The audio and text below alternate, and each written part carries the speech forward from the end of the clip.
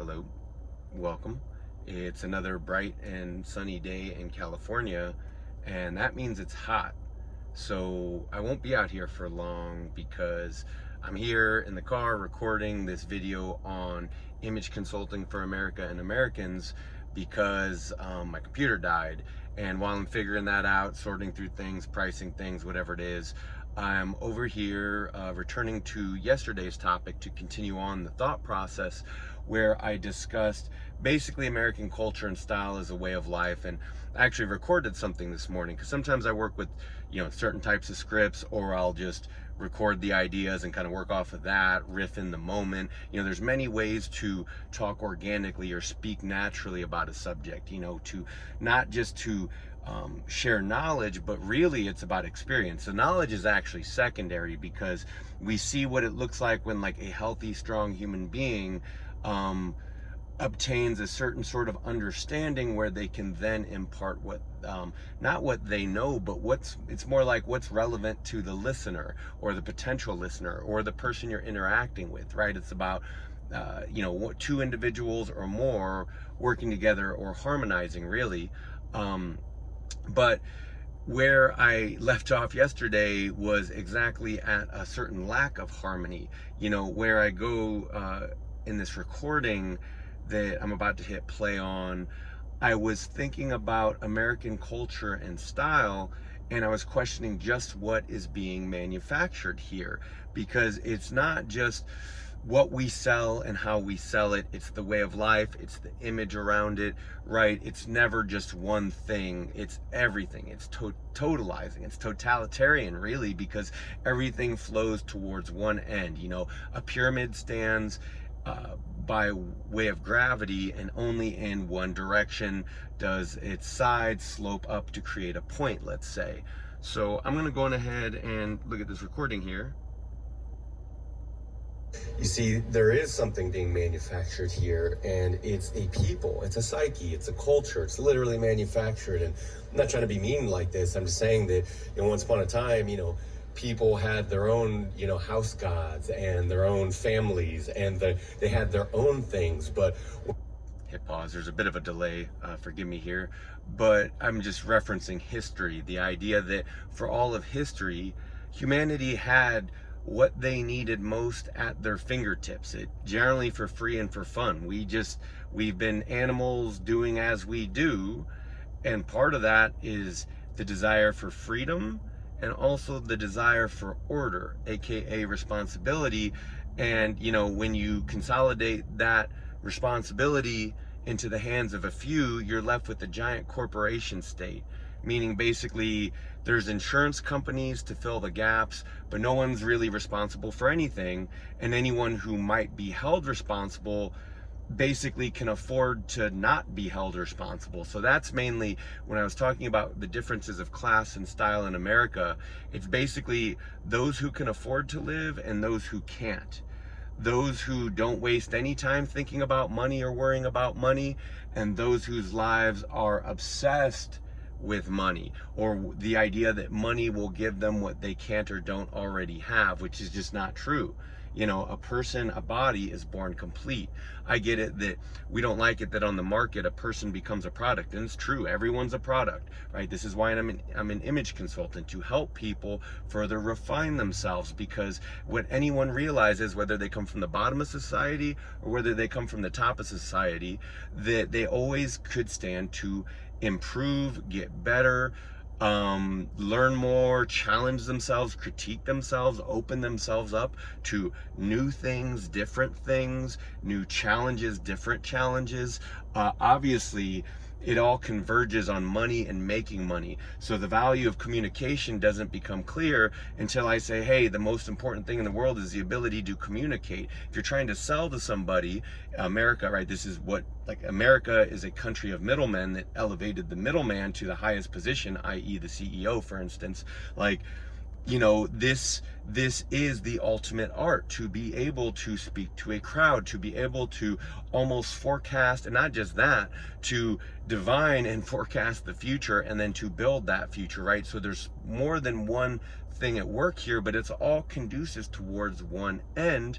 No matter if it's the technological front, the human front, we're all using ourselves and one another to make money, right? So the most important thing and the biggest thing you can do to improve not just yourself and your prospects in the material world, but also what, in my estimation, my understanding, my belief, my faith in myself and seeing it in other people, and that's knowing and also just the potential that people are, it's knowing that their number one quality of life is best affected by them changing, augmenting, challenging, critiquing, understanding their appearance, their behavior, and communication, and what that means to other people and how they read it, and all these other things that are ultimately of supreme value to human beings, because each human being sees these things and then judges and ascribes value, generally predicated on values that already exist. So that's what I'm critiquing here. Back to,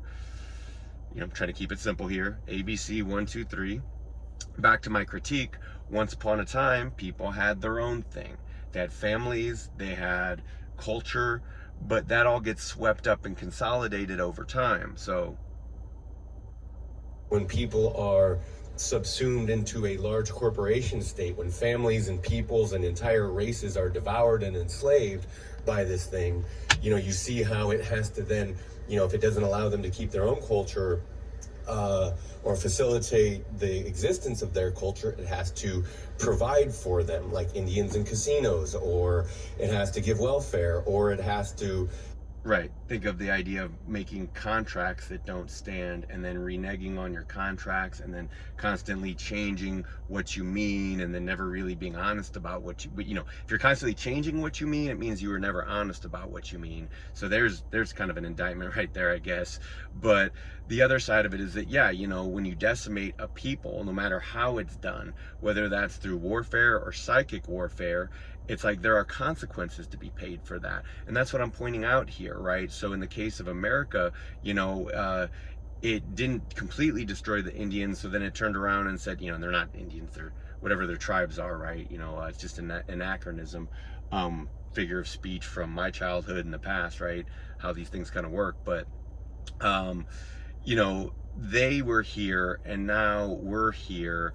And then to compensate for that, the government and the, again, changing the contracts, they paid out, and they kind of did it with slavery, but not really. And now that they've sold out all of their own people and all the white people too, so you can basically see that what has happened here is that what happened almost immediately in that cultural crush with the natives happened over time with African descendants of slavery and slaves.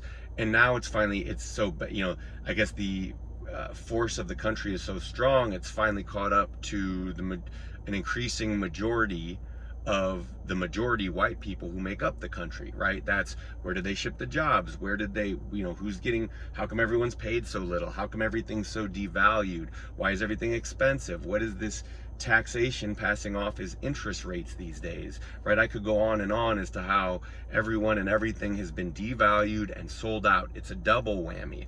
It's like, again, I think I've said this before, but it's the societal, social, and monetary equivalent of, burning the fields or robbing the fields and salting the earth. You can look at it both ways. People work in their own destruction, right? They work hand in hand with it because they want the incentive, they want the payout. So if being, appointed a head of the prisoners by the deputy in prison speaks to people's character and to how they can easily be paid to go against their own kind or interests, you begin to see patterns of behavior and assumptions about what is or isn't normal, but couldn't even exist outside. These hypotheticals, they couldn't even exist, what I'm even talking about.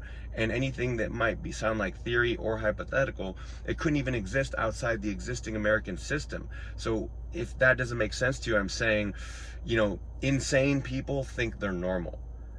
right? Insane people think they're normal, and it takes sane people to kind of discern what they would then say this is or isn't real, right? And what is or isn't real. And it's hard to tell when image and acting is our highest art and some of our highest values and our highest paid gigs, and everyone aspires to it and everyone lies about it. You know, even the moth, even the harmless moth, it lies, it grows eye spots, you know, to make itself more fierce than what it really is, but it's just a moth. It's a moth with eye spots. Anyway, let's keep going.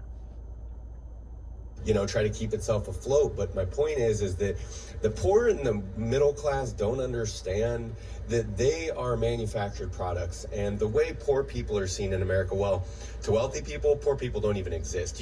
You don't look at them, and if they get in your way or they hurt you, then it's a problem, then it matters. But other than that, you know, they just try not to look. It grosses them out. They feel pity. Right. You can see this in Christian. I was saying this in the other video that is dead in the water now, but I was talking about shoes, that mentioning eye contact, that a lot of Americans, they'll look you in your shoes before they look you in your eyes. And if you don't have shoes, they'll be like, what is this creature? What is this subhuman creature? You know, Jeeves, away with them. Police officer, please do something with this poor person. Spray paint over them. Take them away. You know, put them in the car. Put them on the ground. Oh, and then to pretend you have a problem with the very same system you created and the way it enforces itself. You know, when you actively engage in it every day, see, it's different for people who come from different places and who've played different games, but it's a very different thing when you are the system and want to pretend you're not, i.e. most people, well, no, academia, pretty much everyone in the system who criticizes the system, you know, that's called using the master's tools, I guess. It's also called, you know, using people as a sword and shield, using your own position as a sword and shield, right? You get to hide where convenient and pretend like you care where convenient, right? Win-win. You get to be, see, I don't even, like, hypocrisy isn't real. It doesn't matter. It's just a question of, do people live by their values or not? And also, do they mean what they say and say what they mean? And I don't even mean authentic, because when marketer Seth Godin says authenticity is a trap, he's not wrong, meaning it's easily a cope. It's easily a way of reinforcing one's own ignorance by not understanding how people and society and civilization and the world really work, right? Why can't you be honest? Why can't you be real? Because it's a competition and people are trying to crush each other and gut each other. And, you know, you can show yourself and say, love me for who I am, but people will wish you to the devil for that very account.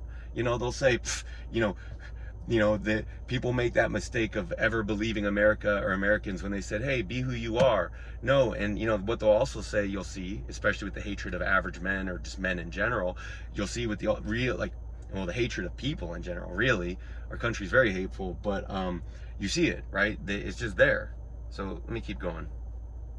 Christianity, there's a lot of hatred and contempt and misunderstanding. You know, if you're poor or mentally, or, you know, like schizophrenic or something, you just don't exist, or you're a big inconvenience. Liability. And then the middle class don't understand it. They're the most backwards people in history. And let me reiterate this, because I know there's, you know, millions of people in America, including wealthy people or people who came to be wealthy, who went to our public schools. But you know, these were factory farms, guys. These were, like, it wasn't meant to make anyone wealthy. Class mobility is a myth. Class mobility is a myth. There's no need for more wealthy people when a few people already own everything.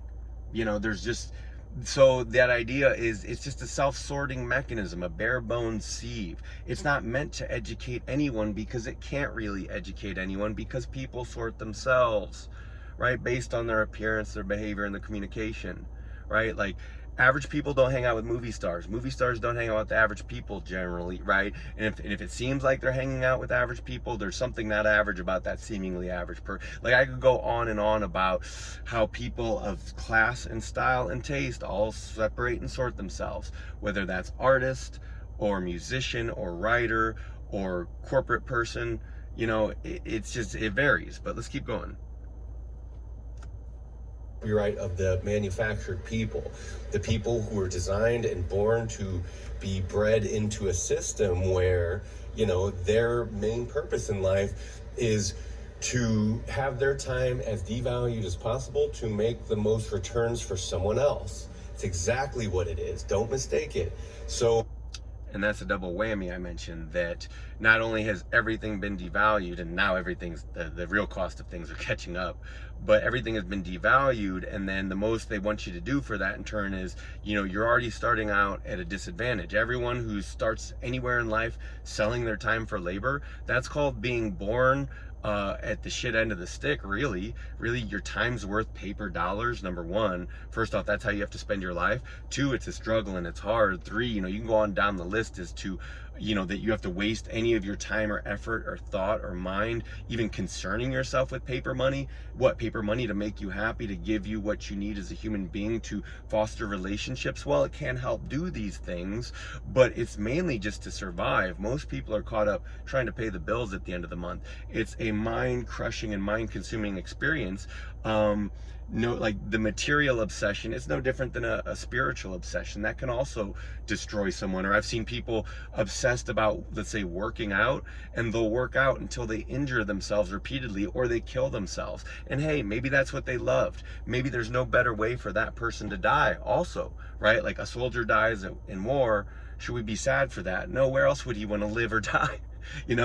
Right? We sort ourselves. People who don't want to be soldiers generally don't seem to want to be soldiers, right? I could go on down the list again of how people self-sort themselves, generally by personality and type, and where we really belong. So let's keep going.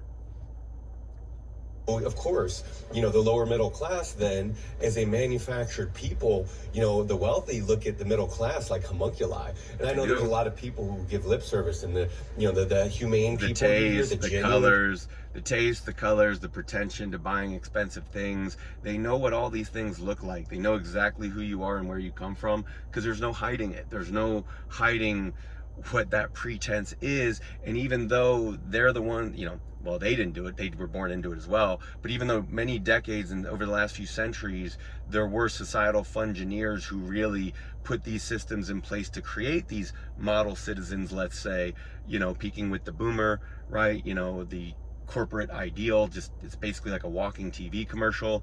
And that's what it's increasingly done to America. It's robbed our culture, our art. The corporation state has taken everything from Americans, including the ability to just live and have families and relationships, because there's no time and everything's monetized. So time is money, and life is then pointless because it's just a bunch of paper that doesn't even mean anything and isn't backed by gold, right? There's no actual vault with all this supposed, where's the money? And this might seem funny to people, well, it should seem obvious, but that statement will be more clear, I think, in the weeks and months to come. Let me keep going here. People you hear the authentic people where you seem like, oh, this person's wealthy and they seem in touch with others. The notion of the down-to-earth American, the intelligent American who actually has enough sense of his fellow Americans and their reality that he can speak to it and about it. And occasionally you'll see it in like a movie star, right? They're not just off in their own world with their own production. They seem grounded, they seem human, they seem relatable, they seem real. And real isn't consistent. And by consistent, I mean they're consistently human and consistently responsible to their groups and their people. And these are good things to be and good things to have in people. But the bigger thing about the corporation state, it's a corrupting influence on everyone. But let's keep going. It's like, yes, because those people usually come from the bottom. They're not like that when they're born at the top. That's just not, like, think of a political dynasty or anything else. Like, those people are just in their own world. Yes. And they stay there as it decays, just as the rest of the world decays. And you can see that world has decayed. And every American, and so has everyone should know this. It should be apparent. Most of them have been eaten up and destroyed in recent years. And more. My issue is the way class and race is used to divide people and make money therein, and also market to them and serve lost causes. It's a big crock. It's a big sham.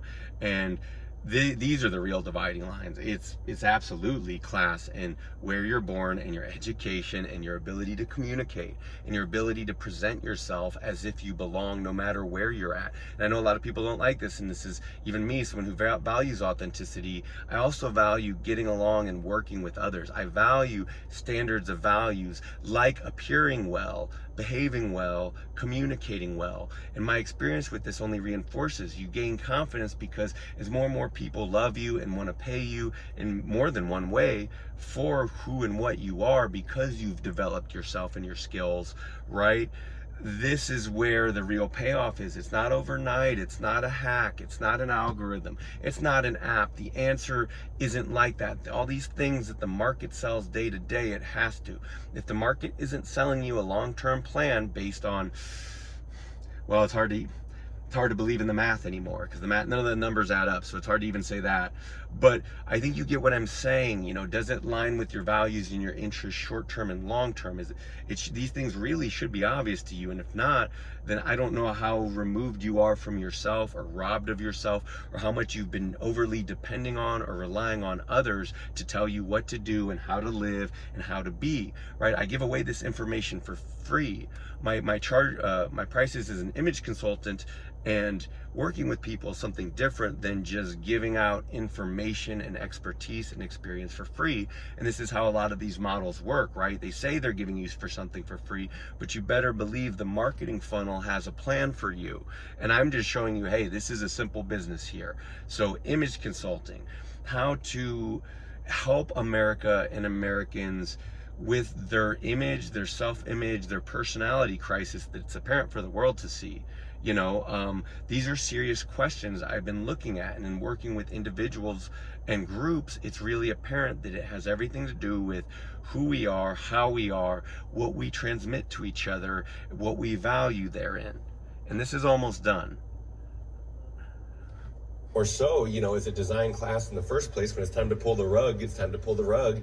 And then, you know, everyone can see that, oh, you really are just there. Hit the ejection.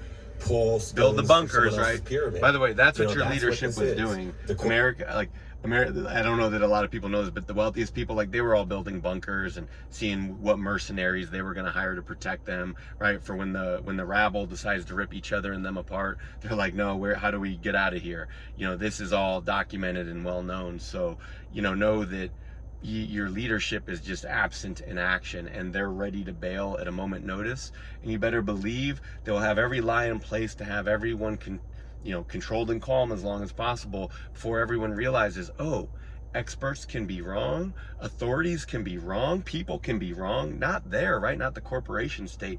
The president's never lied. No one's ever lied, right? You know, and this is the kind of double speak and double think that our culture runs on, because it needs to run on it, because it can't tolerate itself. It can't honestly look in the mirror and see, I'm saying this image problem and this self-image is a problem for everyone. A few seconds.